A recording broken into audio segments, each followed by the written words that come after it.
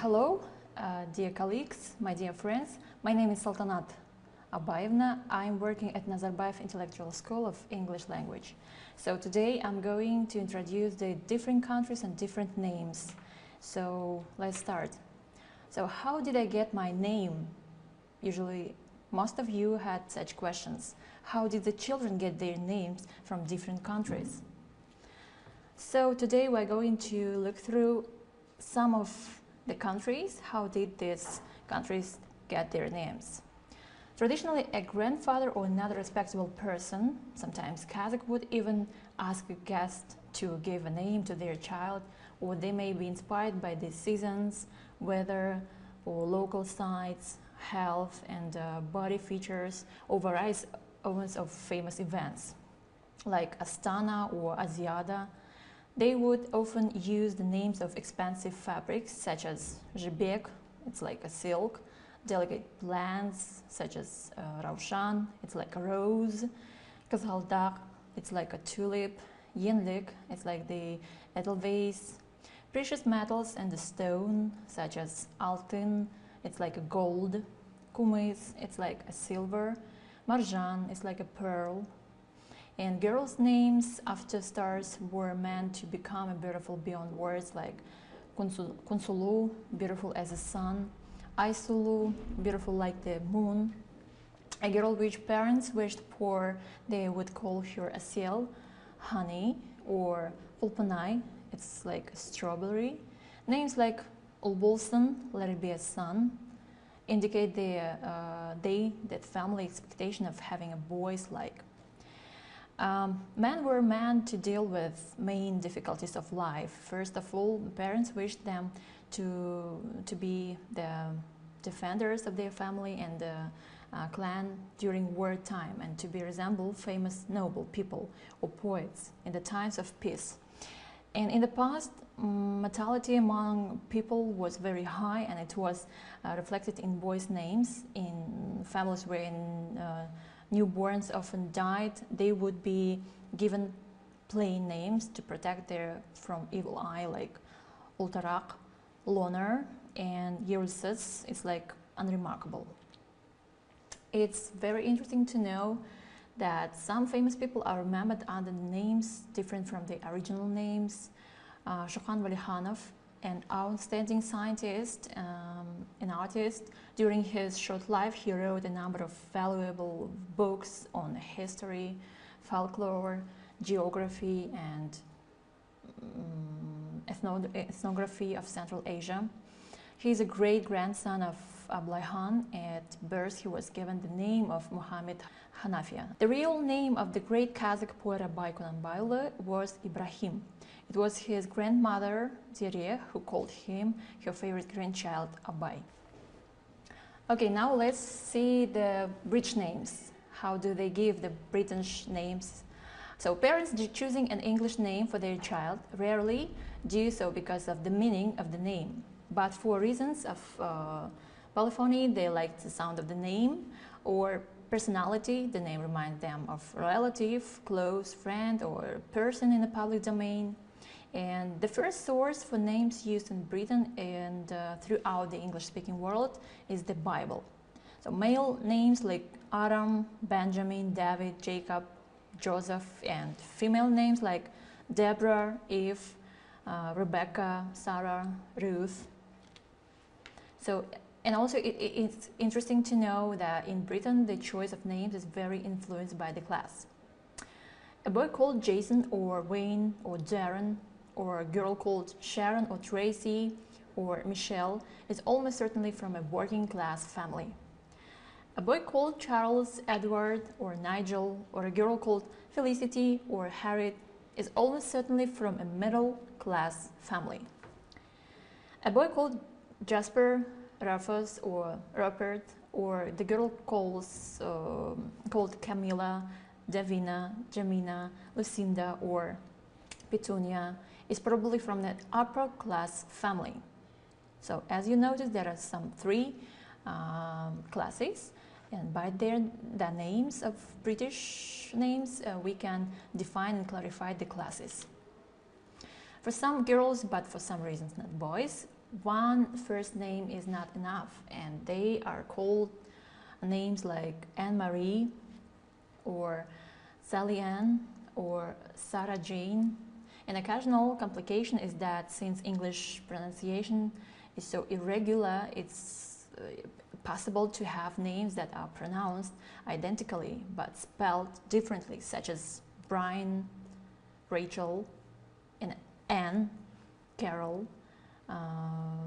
Francis, it's for male, Francis for female too, or Robin for male, and Robin by Y used female. And upper classes family frequently give their children 3 first names. There is no rule, but it's powerful convention that such second or third names are family names, such as that of grandparent or other close relatives. Sometimes children find that they prefer the second name for the first name, and they ask people to use that one instead. Okay, so now it's a turn to look through the Italian names. First names in Italy is that they are usually gender specific.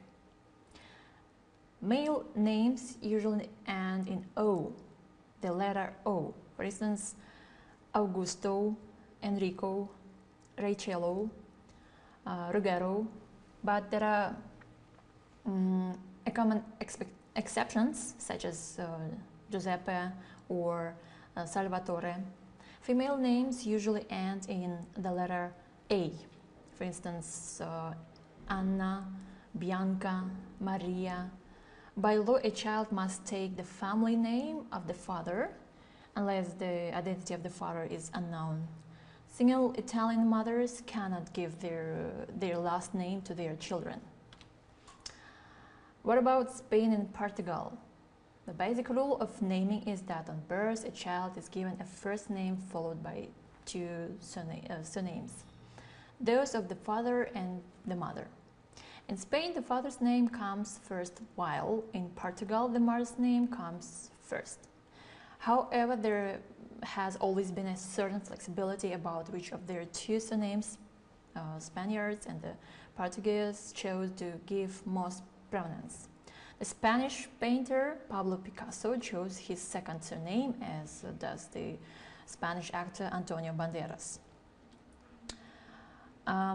As for German-speaking countries, we have some other notes, like Germany has strict rules governing the naming of children, and parents have to choose from a list of court-approved names to prevent a child from becoming a victim of ridicule or confusion. The names Hitler and Stalin are banned, for instance. In Ireland, there are very strict laws on names which must fit Icelandic grammar or pronunciation rules. So given names should not use letters which are not in the Icelandic alphabet and cannot be unisex. What about American names? Each Mother's Day in the United States, the Commissioner of Social Security publishes the most popular baby names based on all Social Security card applications for children born in the previous year. So Americans have a wonderful facility for invention of first names. They convert pet names into proper names such as Bubba, Bud, Buster. They invent new spellings, so Charlotte becomes Charlotte, Catherine becomes Catherine. They take names especially of the famous and they make them first names, such as Wesley, Washington, Franklin, and Lincoln.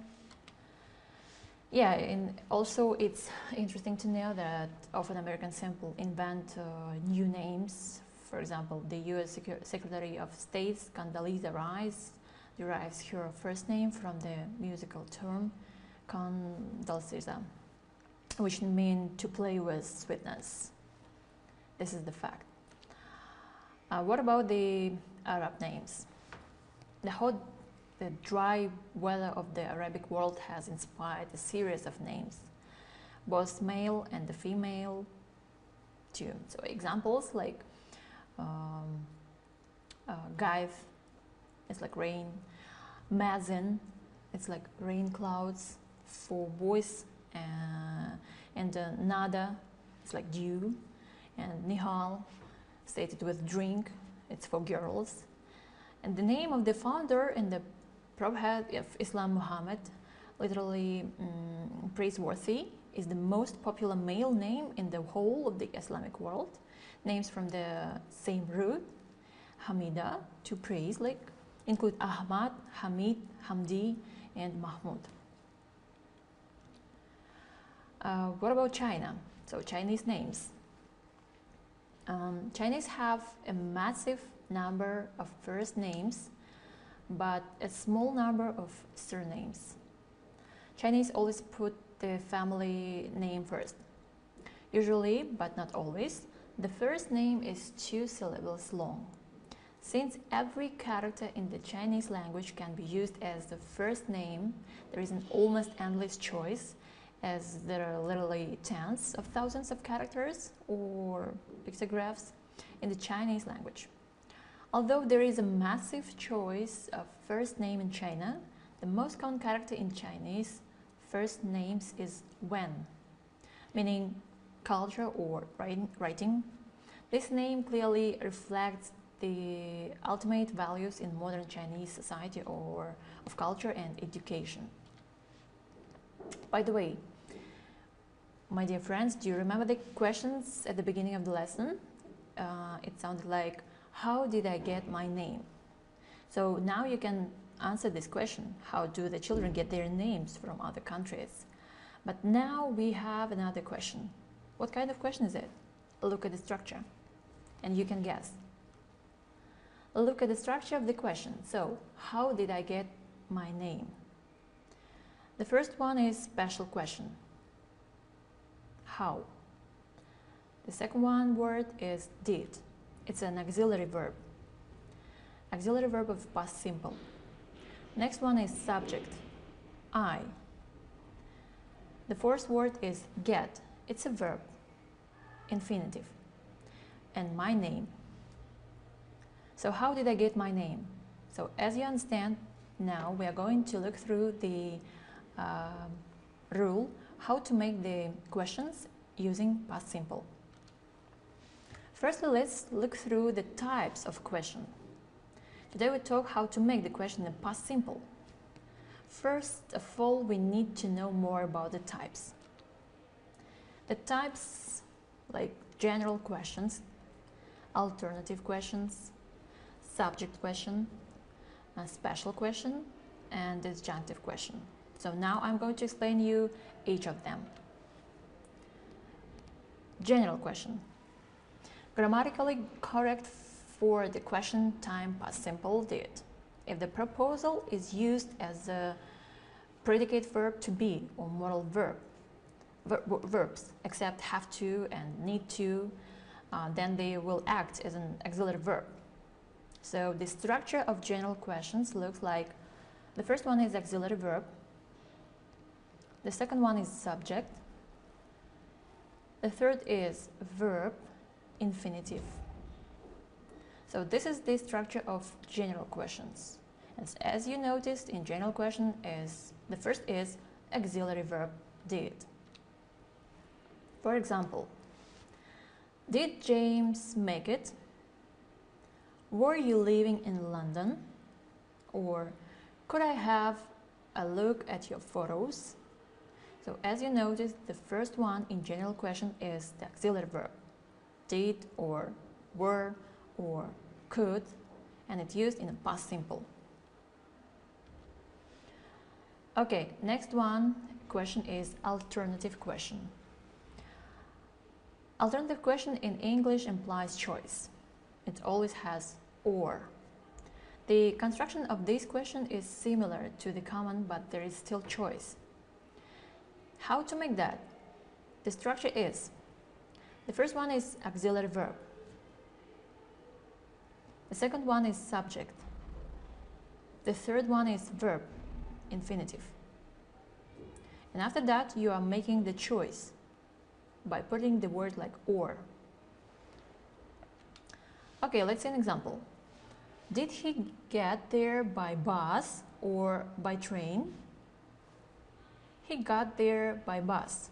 It's like an example of answer. So as you notice, the first one is auxiliary verb did, the subject he, the verb infinitive get, and then you are offering two words, by bus or by train. This is an example of alternative question in the past simple. Okay, next one question is subject question. In setting the issue straight to the subject word, other does not change. Instead, simply be necessary to use an appropriate question word, usually used who or what. So the structure of such questions is, the first one is the question, who or what. After that, we are putting the subject. After the subject comes the verb with ending AD or the second form of irregular verb. Remember that structure of the subject question in the past simple. Okay, let's see an example. Who lived in that old house? I lived. Who wrote this letter? He wrote. What caused the explosion? So here you can see the clear example of the subject questions in the past simple.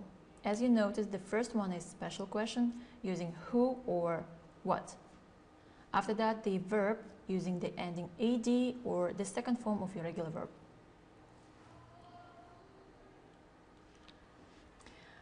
Okay, now it's turn to look through the special question structures in past simple. Special question in the English language is used to request a specific information. They begin with such words like who, what, which, when, where, why, how many, or how much. And this is the special questions. So let's look through the question, the structure. The first one is question. The second one is auxiliary verb, did or others in the past simple. The next one is subject, and next coming the verb. Verb in infinitive. So this is the structure of the special question in past simple. Let's see an example. What did Jane do on Sunday? When did he borrow your car? How many pictures did they buy? So as you notice, the first one is special question. What, when, or how many pictures. The second one is auxiliary verb, did. Next one is subject. Here you can see Jane or he or they. And next one is the verb in infinitive is coming. Here is do or borrow or buy. And this is the structure of subject question. Special questions using such structure like special question, auxiliary verb, subject, and infinitive. Okay, now let's talk about the disjunctive questions, or they usually say like tag questions. In English, such questions are affirmative or negative sentence joined by a short general question, often referred to as a tail, tag we usually say. This type of question is used to express surprise or doubt or confirmation of that. When the first part of the question remains the same in the second part, are prefixed by the auxiliary verb. It depends on the predicate in the first part, and then there is a pronoun in the nominative case. If the proposal is in the affirmative, the tail or the tag has a negative particle, and vice versa. Okay, now let's see an example. This is an example of disjunctive question or tag questions. The first one is question, as you remember, how many, who, when, why. The second one is auxiliary verb, did. The next one is subject. After subject comes the verb infinitive. And after that, we have a tag question. Okay, let's see. You heard from him, didn't you? As you notice, this sentence, this tag question, has two parts. And also, as you notice, the first part is positive. You heard from him. The second part is negative, should be. So, let's see, heard, it's in the past simple. It's the second part of irregular verb. Okay, so let's take in the tag, we should use the auxiliary verb of the past simple, did. And we should use it with the particle not. You heard from him, didn't you? The next one is example like, Alex wasn't a driver, was he? So here we also can see the two parts. The first part is negative, Alex wasn't a driver. And the second part is positive, was he? Why we are using here the auxiliary verb was? Because the first part having the word was, and it's used in the negative form. So the second should be in positive. Alex wasn't a driver, was he? Okay, now let's practice. Make a question to underlined words. She pushed her bike. She carried a bag. We waited in the park. The policeman arrested the thief. We ate fish. She watched the match last night. She asked her friend because she didn't know what to do. I opened the door. The teacher checked our homework. Cindy had a dog.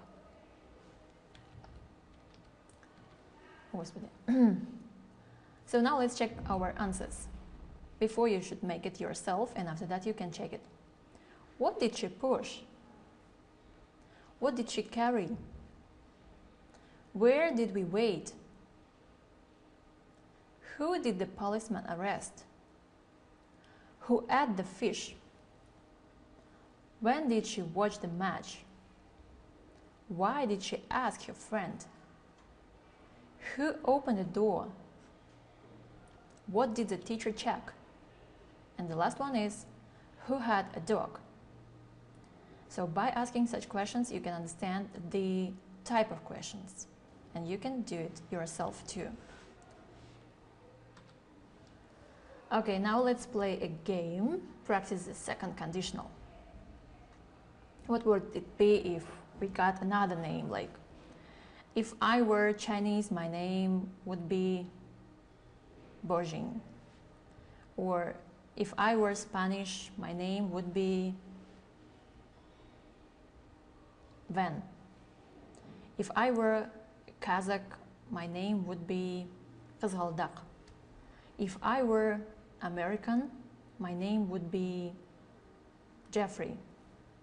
Or if I were Italian, my name would be Giuseppe. Or if I were British, my name would be Cecilia. Or if I were German, my name would be Koltz, and others. Okay, now it's a home task I'm giving you, and you should make a story of your name using more past simple questions and the second conditional. You will be assessed with the criteria D.